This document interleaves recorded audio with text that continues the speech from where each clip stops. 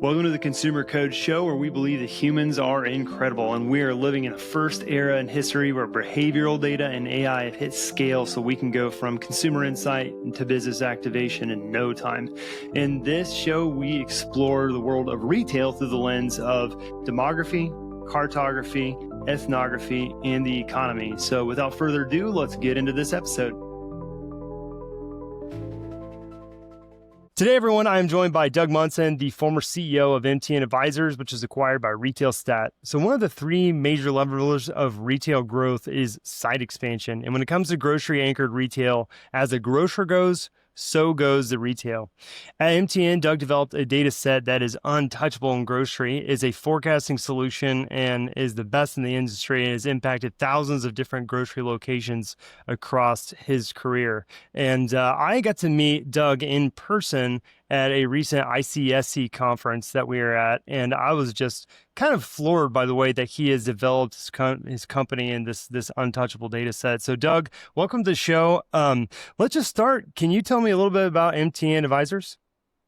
Absolutely. Thanks, Leiden, and appreciate the opportunity to join you on this podcast. So MTN Retail Advisors, like you inferred, really we're more grocery specific, grocery centric than other retail categories. But really the premise of starting the company back in 2004 was, I think what influenced me was having spent time on the tenant side of the equation. So I was fortunate enough to work with a Kroger-owned company, and then spent some time back east with an Ahold company running site location. And I think what stood out to me as I really got immersed into the information, really understanding the processes, was the lack of sophistication. Well, they have the sophistication on the tenant side. So learning and all the tools and all the resources that were focused on, obviously, site location, site forecasting.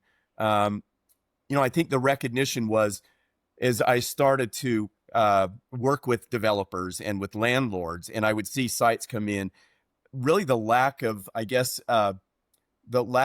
presenting the right information if I'm a developer. So that information gap, I think, was something that stood out to me, and really thinking about a way to bring a platform, obviously not just to the grocery community, because when we started MTN, we certainly had some grocery clients, but it was really trying to leverage what we were doing for the grocer, leverage that outside with the developers, with the brokerage community, municipalities, with landlords.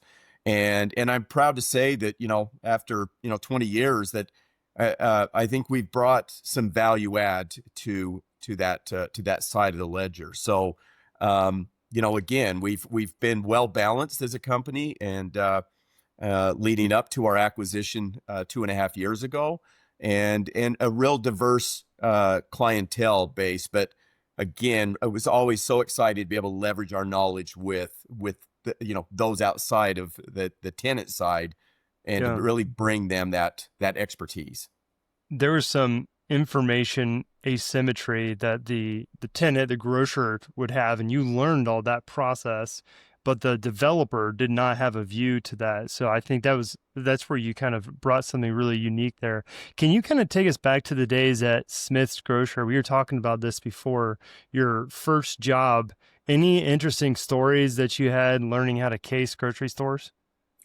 Well, yeah, it's always, a process, and having, having gone through, not knowing really anything about this industry. What I was working at the store level when I was recruited to come onto the corporate side. And so I understanding really what went on underneath, as tenants are trying to forecast sales, grocers, and really understand that process. I think first that was kind of shocking to me. I didn't realize that, that this was the process of going out and casing stores. I was fortunate when I joined Smith's. It was a small department. I had a director, a manager, and then myself. And I had about a week's worth of casing going out and and working with my manager to kind of develop the skill set to be able to talk to individuals within the store to get an accurate volume. My first experience after 2 weeks at the corporate level with this job, I was basically thrown into Phoenix, the Phoenix metro area, about 400 stores, and my task was to visit all 400 stores, and come away again with that accurate volume.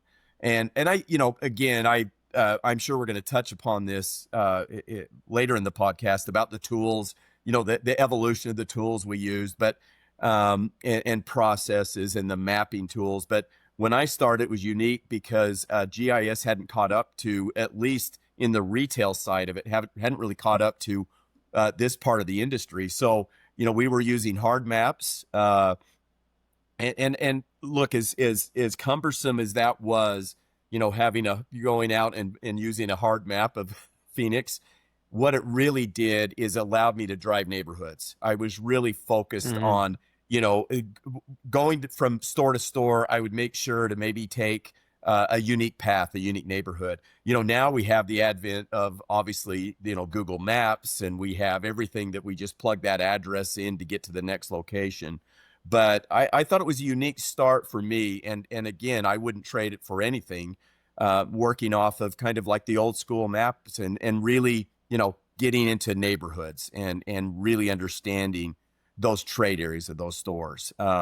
But yeah, it was interesting. It was a little nerving as you're walking in, and you're tasked with coming away with very pertinent information on that store.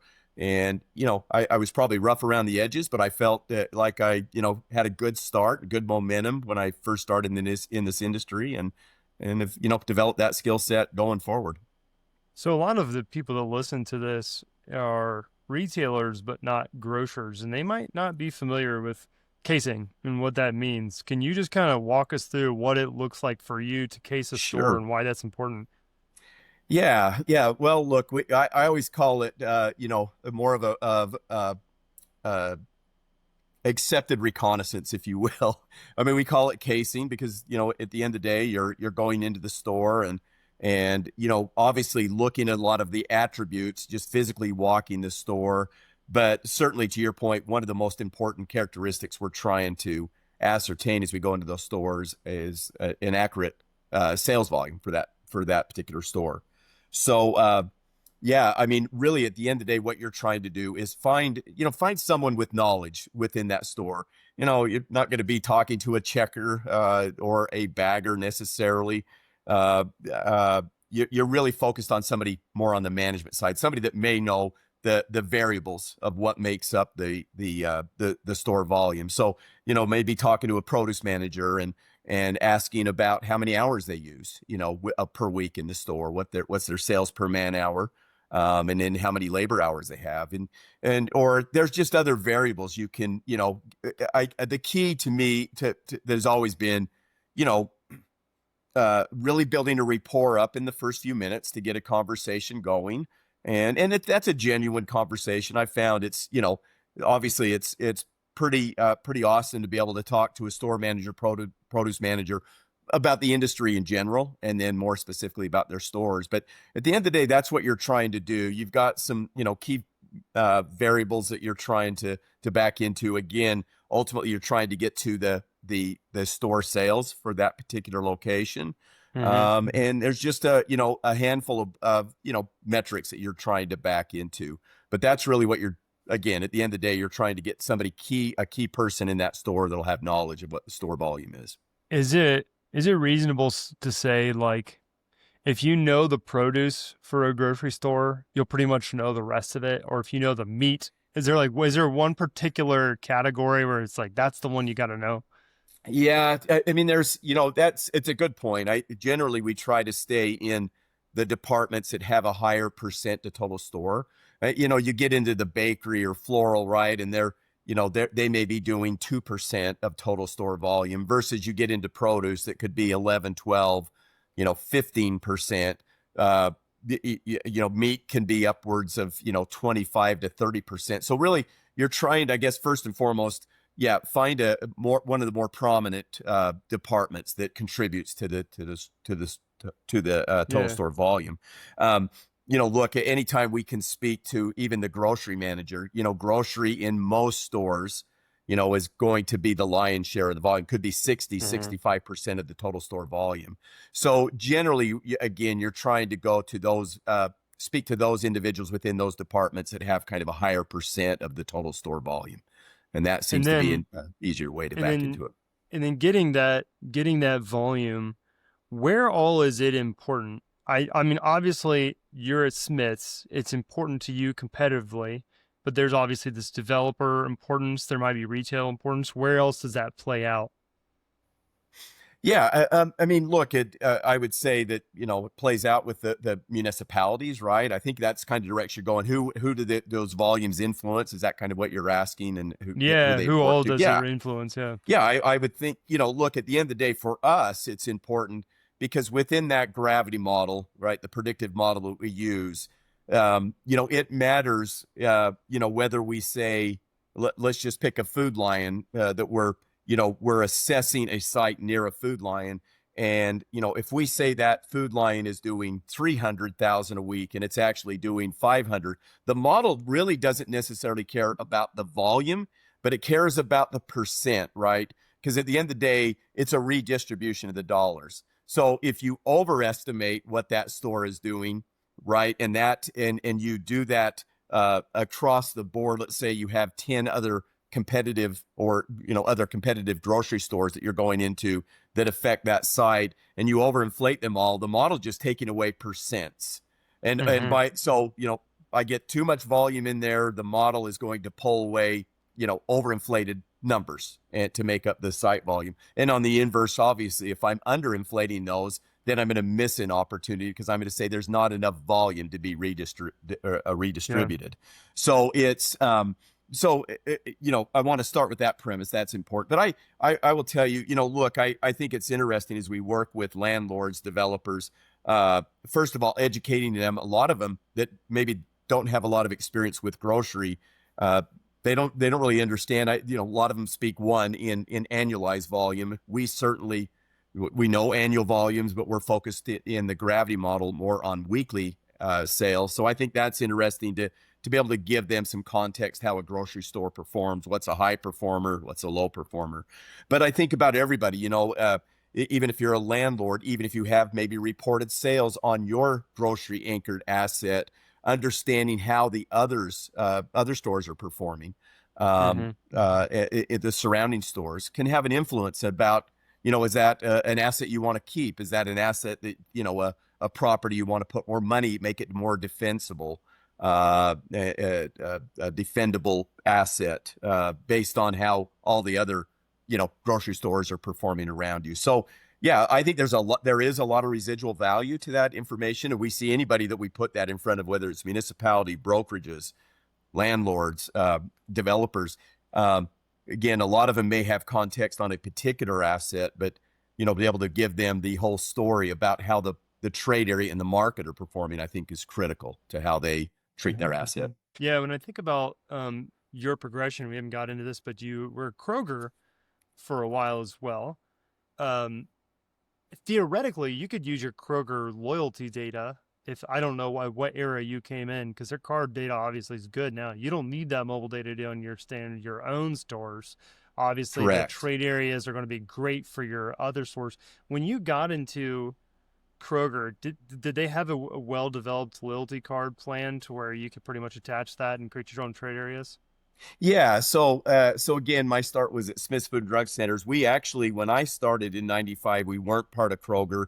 That would happen in 1998, so 3 years later. But interesting that you bring that up because at Smith's, they had started in the early '90s with what they called a fresh value card, and at that time, as in the West. I will tell you, the West Coast, we were one of the few retailers that were employing that fresh, that value card that was basically assigned to your address. Even back in the mid 90s, there was some pushback from the consumer side about what we were tracking. So candidly, Lyden, I would tell you that I never really got to use it. Now, absolutely, I know that grocers that have, you bring up Kroger, there's a lot of a lot of sophisticated grocers, and maybe even what you wouldn't call, necessarily sophisticated, but that have that awareness to have those cards and to keep those updated, because there's your treasure chest. If you can, that's that silver bullet. If I can attach not only where the customer lives, the frequency they come, and all those attributes assigned to that customer, but I know what that spend is, boy, that is hugely important. And I think a lot of grocers are taking that very seriously, how they gather that information. Can we talk about the tools that were available back then when you were working for the grocers, like any software tools that you were using or any models that you were using? Yeah, sure. Well, probably the most important tool that I've become proficient on is the gravity model. We've again, the gravity model that we use, Sites Plus, that's been around 40 plus years. And so, to be able to come into the industry when, where there was about 30 years, 20 years of history of that model, and, it's obviously ever evolving. But that is right now the definitive tool within the supermarket industry. I would dare say that probably 80 to 85% of grocers use the same model that we're using. So again, not proprietary. So, again, that's the foundational, sales forecasting tool. As I mentioned, again, to watch even the evolution of mapping.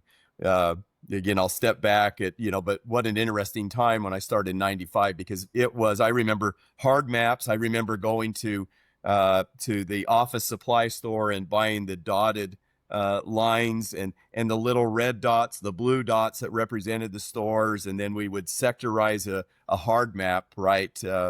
And then 2 years later, I couldn't be more fortunate the time I came in, because I do appreciate the fact learning those tools, the fundamental side of breaking Sure. down a population on a hard map.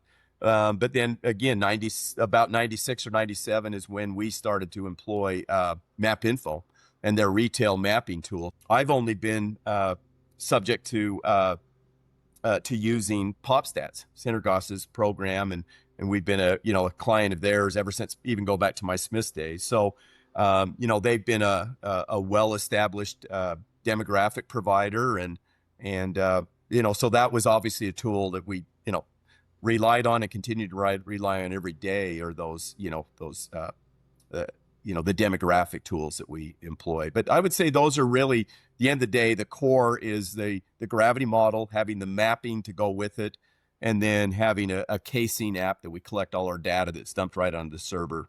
Very, very important to us. Yeah, and I guess we'll start to transition into you developing MTN now. But as I reflect on our conversation about mobile data, credit card data, AI sort of coming on board for real now, I still believe, and I think we share this belief, that this boots on the ground understanding, it just is not going to go away. Like you just can't do all this stuff digitally. You actually have to get in there and get your feet on the ground and look at these centers. And that is what I think is so proprietary and unique about your data set, is you have these people that are well trained and experts that are gathering proprietary information to develop these across all of these different grocers. Yeah, look, yeah, appreciate that, because it's a great point, and yeah, we'll get into this further about boots on the ground, but couldn't agree more. I mean, I know that as AI has come to the forefront, but even before that, 10, 12 years ago, I mean, we've always challenged ourselves, at MTN, how can we do this more efficiently? I mean, we've even just stripped everything away and said, and continually saying, can we do this without being boots on the ground, or is there a way to go around this? Because it's that is a huge cost, obviously. Mm-hmm. It's to put people on a plane every week and out into the field, but I appreciate your insight on that it is important. Can you tell that story that we talked about of the Albuquerque site and how you reverse pitched Albertsons? Yeah. So this was really foundational to me starting MTN. So from my Smiths days, we had stores down in Albuquerque, and I was familiar with the market. So, I just started by going down, visiting the competition, the process of building a gravity model of, once I had all that store data and I had the model built, I started to just be strategic where, using that model in a very proactive way, where would be a good location for, and in this case, I started to focus on Albertsons because I could see that they hadn't developed in a while, but still had good presence in Albuquerque. Identified a location and quickly was able to vet it out in the gravity model to say, yeah, this is, Albertsons comes here with a 55,000 square foot store, very solid volume and of equal importance, no cannibalization. So with that information, I actually flew up. We didn't have the site under control at this point, but I'd identified it. I flew up to Boise to present my findings to the real estate department there. They were pretty animated about, look, if this is a real opportunity and you can get that site under contract, we would be happy to review it based on the results of the gravity model. So we obviously, the real estate team came in, negotiated, got the site under contract. And then a year later, within a year, we were able to put a sign up that Albertsons is coming. So we secured Albertsons. The interesting part of it is after we signed the deal, and obviously owned the property at this point, moved it from under contract to owning it and put those signs up, I got a call from the landlord, the owner of that property. Interestingly enough, he was a well-known broker within the Albuquerque market, been there forever, and he was baffled how in the world we could get a grocer, and Albertson specifically there, when he said he'd owned this property for 12 to 14 years. He said, every year I go grocers, Albertsons included, and would pitch this property to him, send him a flyer. Said, I never moved. And then here you come in, unbeknownst to me, and create this opportunity. And, and he's just was baffled by that. And it was just, again, a testament to the fact that when you have the right data, right? Because look, I took nothing away from him. He was able to send a flyer of the location, put a little bit of population information about, how the growth was going. But at the end of the day, what does every retailer want to know about a site? How much volume I get to do with that out of that location? Am I impacting my own stores? Am I going to cannibalize? And where's the volume coming from beyond that? So that really was right there, Leiden. I think that experience and having only been with the landlord that hired me for about 3 or 4 months really solidified the fact that there was an opportunity for me to broaden this, beyond just working for one landlord and to create my own start my own company. So would you say that's your kind of crack the code moment when you were like, yeah, I know I've got something here? Absolutely. I mean, and after, maybe to extend that certainly we focused primarily in our first 5 years on grounds up development for grocery. If I remind you, I started MTN in 2004. You put it 5 years later is when the Great Recession came, and we had to, thin down our company a little bit. But we did have a reprieve of probably 6 to 8 months where it was tough getting business even from the tenant side. But I do remember, in 2010, I think the other the we cracked it moment was working for a landlord. We were working, had a chance meeting with Federal Realty out in Philadelphia, and I was meeting with their chief operation officer, just talking in a meeting, talking about what our capabilities were. And I remember him saying, look, I'm going to give you a test. He said, we owned a Gennardi's in New Jersey that was part of an acquisition by Giant Foods, Ahold. And because that was a New Jersey property, they wanted to shutter anything outside of Pennsylvania. So the landlord wakes up one day, they get a letter that they are closing that Gennardi's. And he was panicked, and they needed to backfill that location with a grocer. He was pretty pessimistic about our capabilities when he was kind of questioning me how we would go about backfilling that. But I can tell you, within 6 weeks of running the analysis, we knew that we had a great location for Whole Foods. I will tell you this part of the story. They had pitched it to Whole Foods. Federal had, as soon as they found out that the Gennardi's was going dark. And Whole Foods was concerned at this point about a sister store that was 7 miles away, and just said, look, we don't want to do that deal. We came in on the analytical side, obviously, ran the gravity model, and we were definitively able to show that, look, you're going to be under a 10% impact on the store, the Whole Foods that lies 7 miles away. So within 6 weeks after producing the study, Federal Realty had an LOI with Whole Foods, and then maybe 2 months after that, they had a signed deal, and that was all contingent upon our analytics, and convincing even Whole Foods that really didn't think that was a good location, convincing them that it was a great opportunity, and 15 years later, that store is a well-producing New Jersey property for Whole Foods. Something that you were talking about made me think of a question that I'd been asking. I'm curious to hear your thoughts. At what point do you know when a tenant or a grocer is totally built out a market? Like, how can you define their total capacity for a market? And here's why I'm asking. What I've been seeing recently in advertising, because we touch a lot of advertising, is that your ROI on a densely built out market for marketing can be 4x, where if you only have 1 or 2 locations, it's going to be like 2x your spend, just because of people need to live in proximity to a particular grocer or a particular tenant for the advertising to be effective enough for them to want to go. Do you have any opinions on how do you know when a market is built out? How many stores can you fill into a market? Boy, that's a good question. And to be candid with you, we've certainly engaged in the past on exercises like that for a couple of grocers. I would tell you that they weren't overly complex markets. They were like Oklahoma City, more Midwest markets, still complexity to it, but not as complex as in New York. But yeah, look, I mean, all I can say is that, it certainly is an expanded view. Obviously, you're looking at a macro area versus a single site and looking at all the moving parts. What I can tell you is we don't make those decisions. All we could do is put our information, our sales in front of the tenant, who then, because then it becomes the one thing that obviously we don't look at, and nor do our grocery tenants give us information in their pro forma, what that looks like. And so, every grocer obviously has different sensitivity to cannibalization, to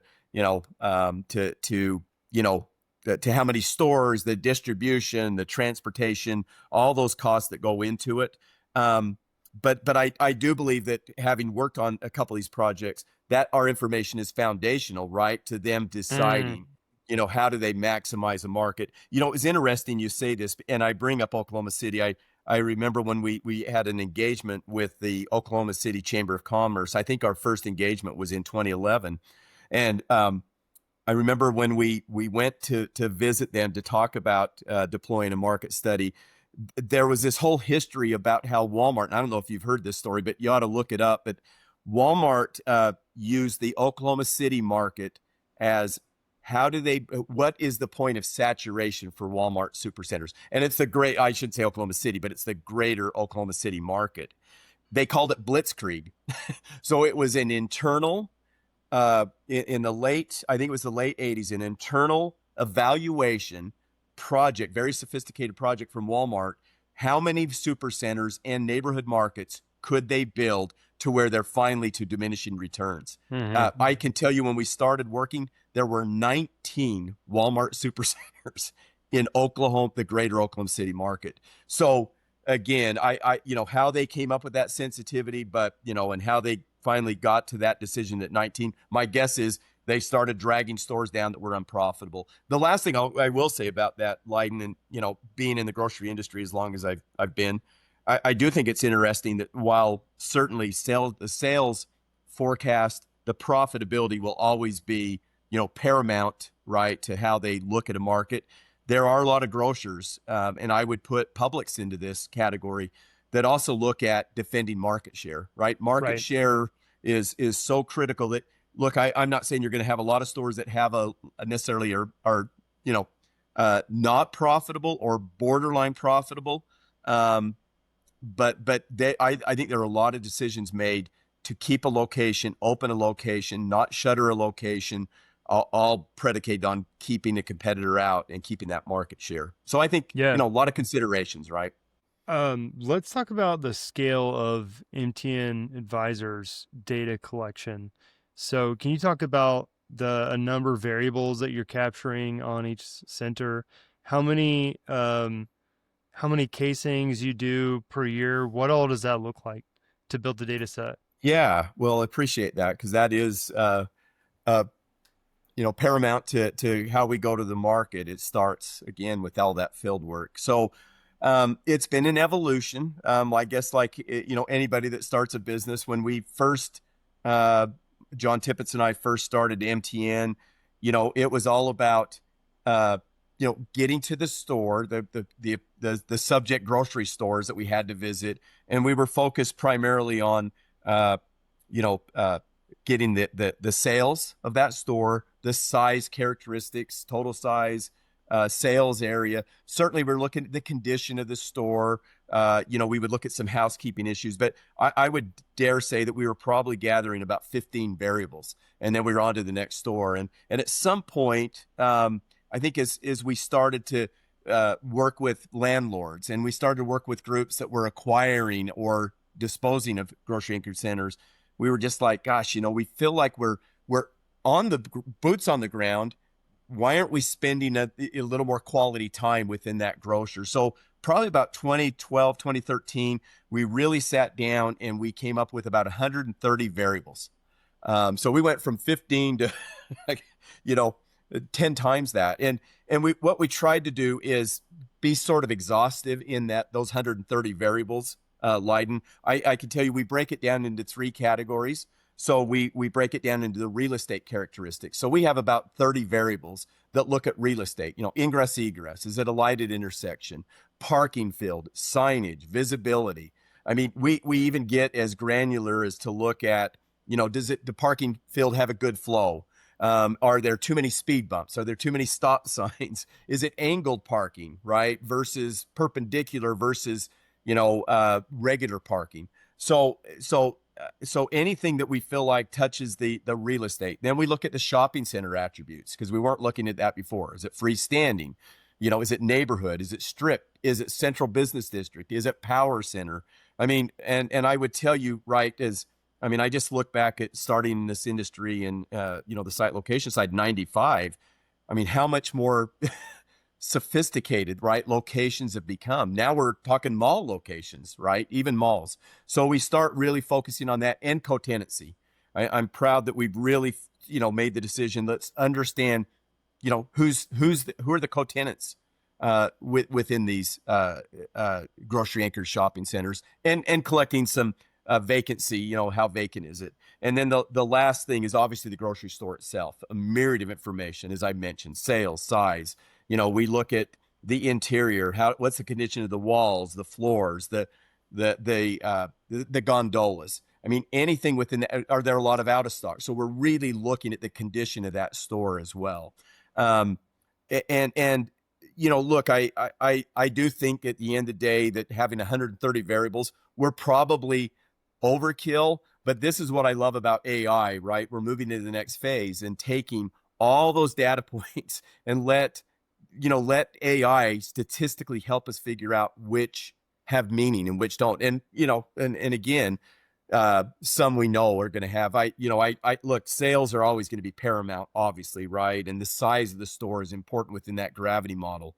But I know you and I have discussed about the importance of primary data collection, Leiden, and think about, look, I honestly believe we're going to pretty quickly be to a place, where we wouldn't necessarily have to send somebody. We could probably get to an 85% accuracy on what a store is doing in volume. I really feel like with AI, we're getting there. But what you don't know of what's inside that store, is that store a disaster? Is it is it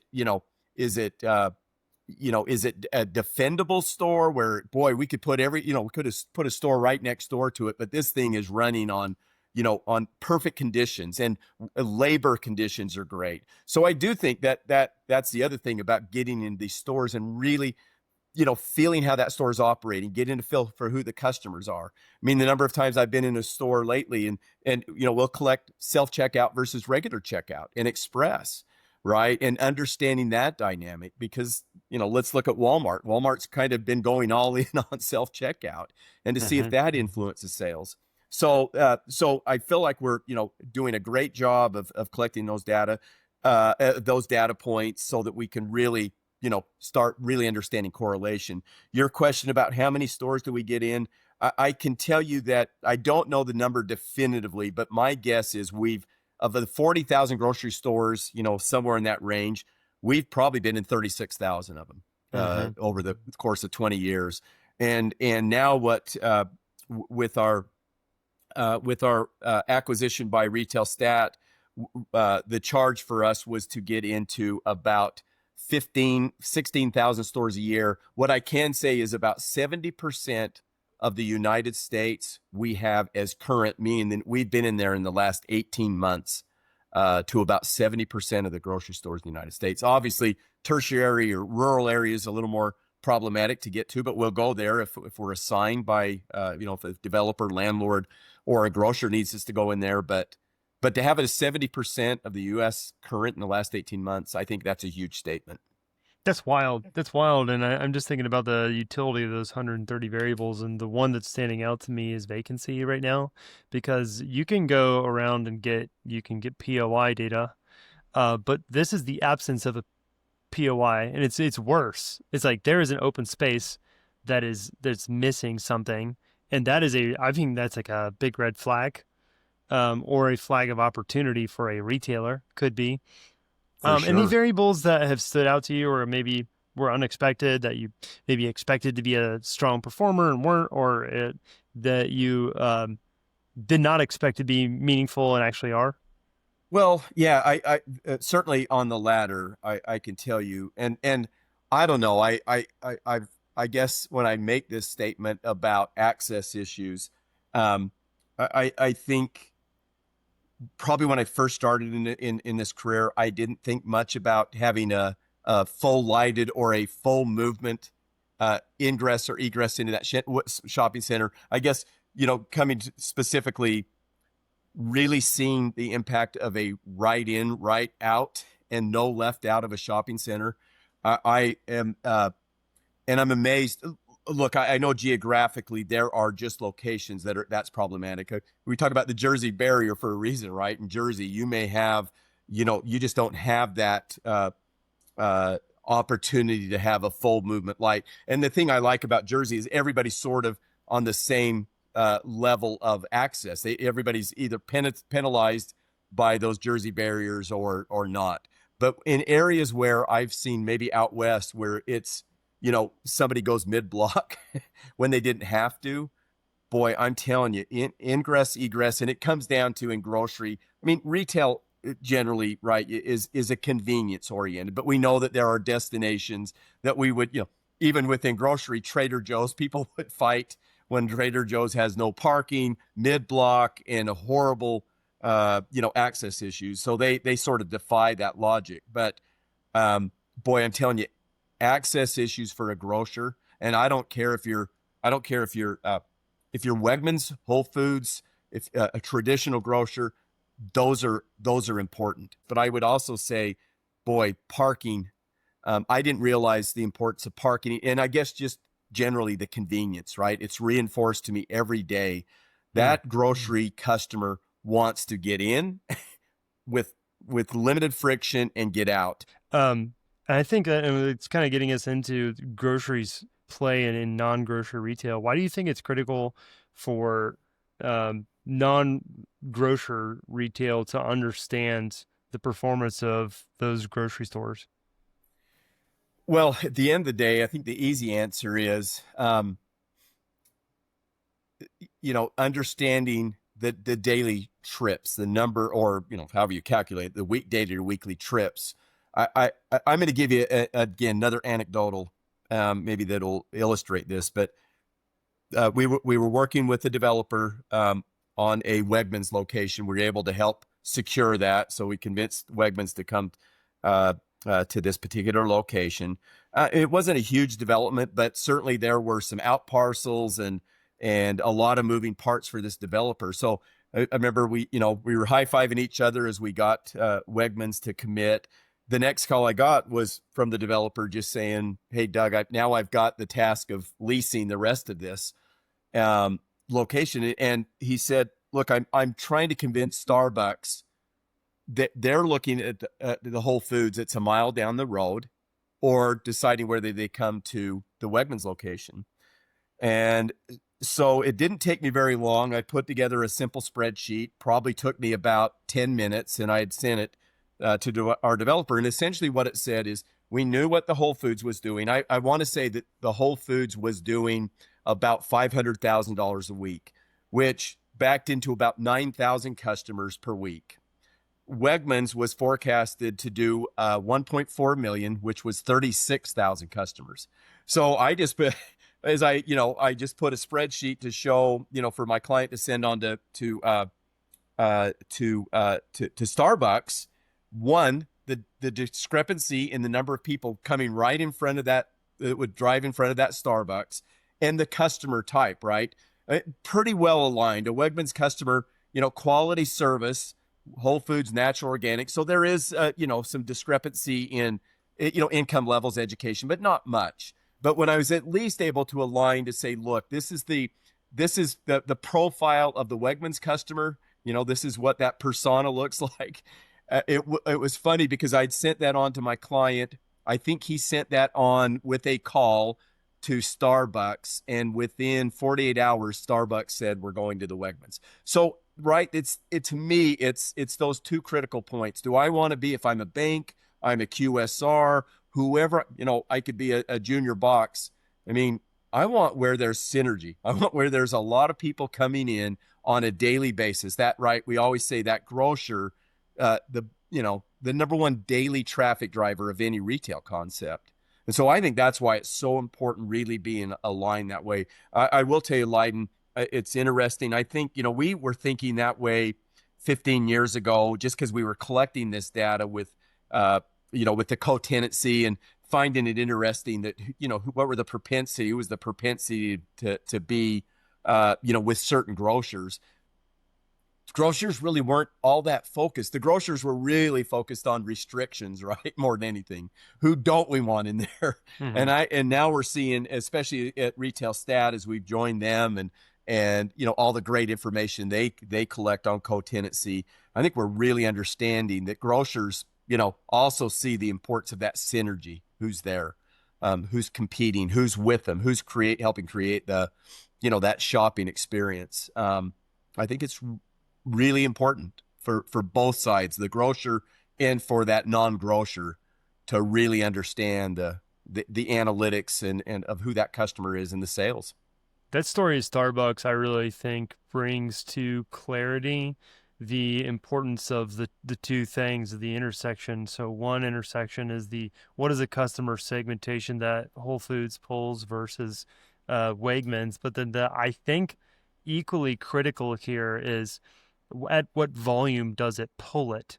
Because even if in this case, and this isn't the case, but even if Whole Foods were to pull a closer alignment to the Starbucks customer, if they're pulling 1/4 as many people, you are still getting more of your customers showing up at that Wegmans if you're Starbucks than you are over here at Whole Foods. And then anecdotally, for the Starbucks person, they're thinking, "Oh, I want to be next to Whole Foods." But when they see the math, it's just so obvious that you're going to get more volume. Correct. Yeah. And I think the other evolution that's really interesting, Leiden, to see is, is how grocers are viewing the competition. I would tell you, I was probably 6-7 years ago, but we got a call from Whole Foods, and, they were trying to analyze, do they want to be near Trader Joe's, or do they want some separation? And it didn't take long. And they did, we provided some sales information.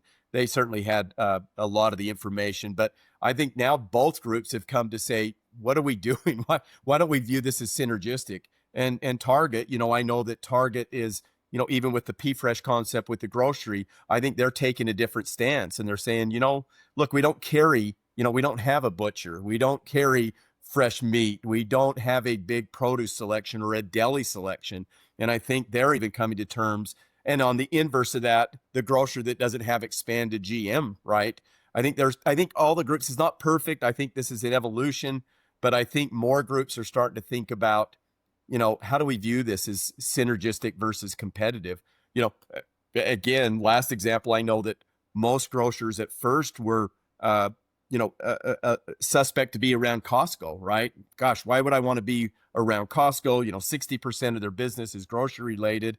But I'm telling you, I remember working at Giant Foods, and I remember we did analysis where we had a Costco opening near us, and across the market we were opening near a Costco. And when both of those ended up playing out, it was a halo effect. We actually saw ourselves competing better when we were in very close proximity to Costco. So, Do you have any hypothesis why that is?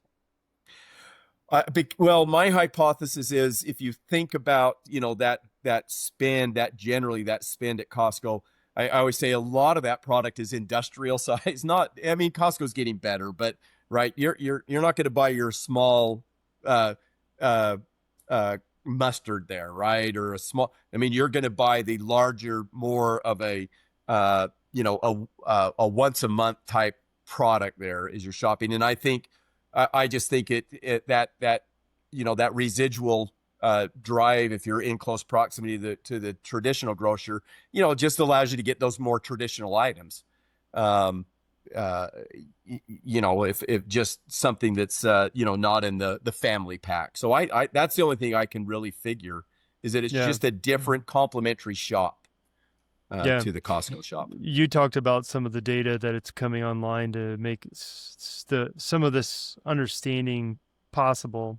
We're not totally there yet, but now that we the credit card sales data, we can look at cross shop between retailers, and we're getting to the point where we can look at volume cross shop, and if they are substituting a retail trip for another one, like if they go dark at Whole Foods and then start spending everything at Trader Joe's, we'll be able to see that. It's not quite there, but it is fascinating, and I have some theories as to why we're seeing a distribution and spend across grocers. I'm kind of curious to hear yours. I mean, my experience has been since COVID, we started using Instacart. And now that we're using Instacart, it's no longer an inconvenience for us to shop at both Costco, Aldi, and Kroger. And so we will shop 3 to 4 different grocers a week because it's sort of being subsidized, that distribution of dollars. And I don't know how that plays out for everybody else. Maybe we're sort of unique, but in our conversation, we didn't really get into this first conversation. You said that the grocery field is really experiencing some significant changes. What do you think is shifting, and what should retailers be watching out for?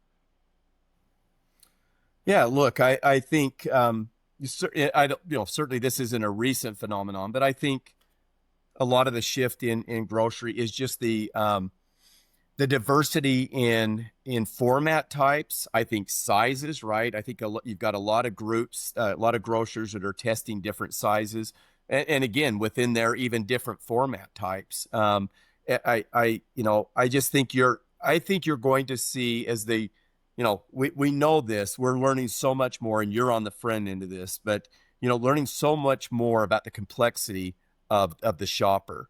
And I think of, I just think of things like, the concept like Trader Joe's, right? I mean, I don't know what the stat, you probably know better than me, but if I had to guess, I would have to say that probably 85% of the people that shop at Traders can't get everything they need at Traders, right? That's right. The vast majority, because of the limited produce and dairy and deli. And so, so I just think it isn't interesting. That becomes a complementary shop. And I do think we're going to see more of this. I just think you're going to see concepts, whether that's existing grocers testing different, test kitchening, different formats, different sizes. I mean, look, that's not new. Grocers are always evolving. And, I look at Walmart, right? Just always willing to test. The neighborhood market was a concept test, that they, so I think we got to watch. I think if I'm, other retailers, I'm a developer, I'm a landlord, anybody that's in this, I think there's going to be a continual evolution on format types and sizes. I don't, I don't know if we've addressed this before, but, even restaurants, right? I think, you're starting to see grocers start to test with more, being more deliberate in putting maybe restaurant concepts. Again, been going on a while. Some groups, I think Hy-Vee tried it. I mean, they may be pulling back, or they had the Wahlburgers in there, or but I think there's constantly trying to test how do they match up that restaurant concept and get more of those dollars. And and again, we're I think keeping your eye on e-commerce and what that's doing in the industry again, and completely understand where you're at in your point in life, and where maybe even where you live geographically kind of influences that e-commerce. But I think, look, I've been one of these that I've just been really suspect. I mean, I remember 10 years ago hearing that by 2025, 2027, e-commerce in grocery could represent 30%, and there were people that weren't bashful about that. And I'm not, I'm not trying to be too much of an armchair quarterback here, but I was always suspect with that. I think some of it depends on, again, where you live. If you're in New York City, I mean, it's just second nature almost to have right e-commerce and delivery. And but I live out west, and people are still married to their cars, still like to drive for the most part, and feel and touch the product. So I mean, I only bring it up because I do think, look, I think we're probably hovering somewhere between 10 to 15%, depending on who's giving those stats about e-commerce. Certainly see it growing. But my caution is this. I've been saying this for years, and I'm going to pick on Kroger a little bit. When Kroger made the decision to really push into Ocado, and they had to make a decision how much they were going to put into physical stores. As we get out to all these markets and see, every chain out there. And I just remember it wasn't, 2019, certainly leading into the pandemic. Boy, we saw some really suspect conditions within Kroger's physical store. And I'm just one of these that, like, you got to be careful if you're chasing 15, 20, 25% of the population that's buying your groceries. Always remember, the vast majority are walking in the store. They have to see a clean store, uncluttered, go up to that frictionless, checkout. Again, I've just been sometimes amazed that we put so much focus on the 15% of who's buying the groceries that sometimes we neglect the 85% who are walking in that store and want that good experience and that Right. experiential. So I don't know. Those are just some of my what I see coming and or evolving, and maybe some caution too. Yeah. I think that one thing that's perplexed me as I think about Instacart and even Uber, like this gig economy stuff, is it's subsidized. Usually they're losing money on those trips, and it's VCs that are subsidizing that. And I just don't know how that business model can continue. Like, I don't know how that'll actually play out, if they'll have to eventually IPO and the markets will treat it a little differently.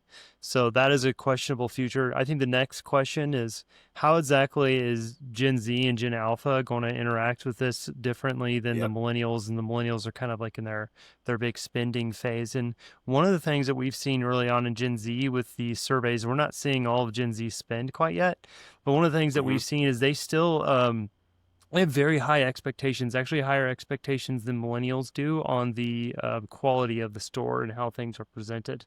Now, Interesting. how that plays out, we will see, because Gen Z also on surveys will say they're very, very values driven, but they're actually one of the quickest generations to go for a deal. And it's somewhat is because they've been squeezed economically. Mhm.